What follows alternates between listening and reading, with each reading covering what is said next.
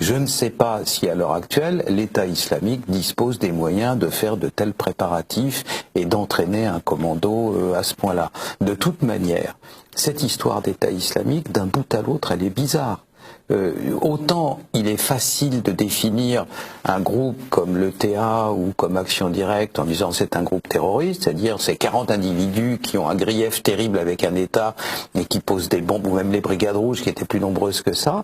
Vous avez des gens qui, pour une raison idéologique ou patriotique quelconque, veulent faire sécession, veulent la fin d'un État, etc. Auquel cas c'est simple à comprendre. Dans le cas de l'État islamique, on est loin de ça. Aucun groupe terroriste dans l'histoire de l'humanité n'a eu plus de chars d'assaut que l'armée française, ce qui est le cas. Je vous garantis que mes sources ne sauraient être meilleures pour vous dire ça. Donc à l'heure actuelle, l'État islamique dispose de centaines de chars d'assaut, des véhicules blindés légers qu'on appelle les Humvees, des sortes de grosses jeeps un peu perfectionnées. L'État islamique en possède plus de 5000.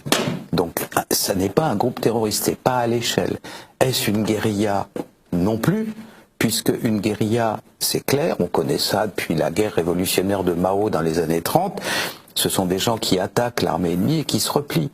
L'État islamique ne se replie pas, il attaque, il occupe le terrain, il se crée son fief et il y reste. Qu'est-ce que c'est?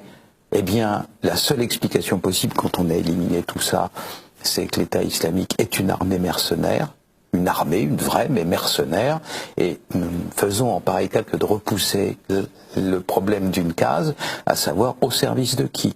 À l'heure actuelle, c'est tout sauf clair. Au service de qui est cette armée, pour le compte de qui frappe-t-elle?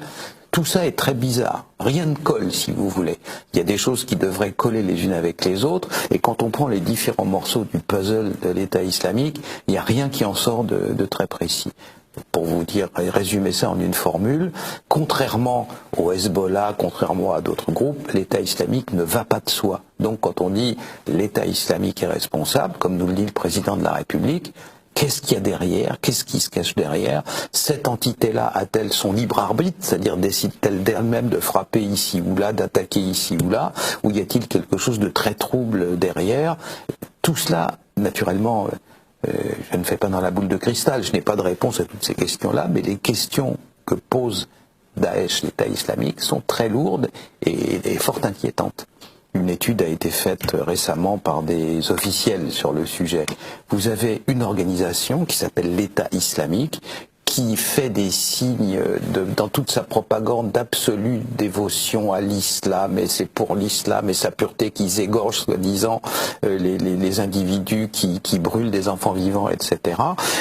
Une analyse a été faite biographique extrêmement précise des 50 du sommet de l'État islamique.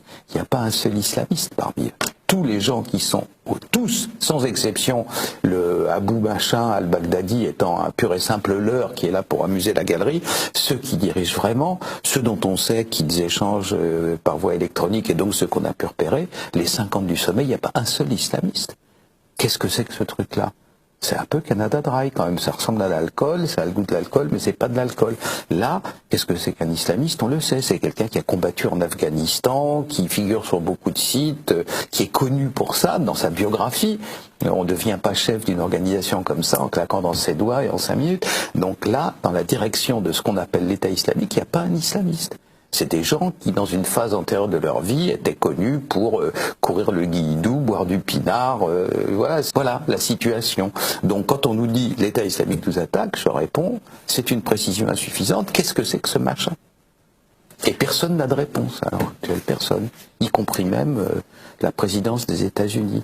Je vous signale qu'il n'y a pas si longtemps de ça, en décembre 2014, interrogé par le Congrès, vous savez qu'on ne peut pas mentir, on témoigne sous serment, le général commandant toutes les troupes américaines au Moyen-Orient, interrogé sur ce que c'est que l'État islamique, il répond au Congrès, nous ne comprenons même pas le concept. Voilà. C'est cette espèce de nébuleuse très bizarre qui effectivement a des gros moyens, mais a-t-elle les moyens d'un État? Sert-elle de faux-nez et de paravent à des États X ou Y de la région, et dans ce cas-là, lesquels?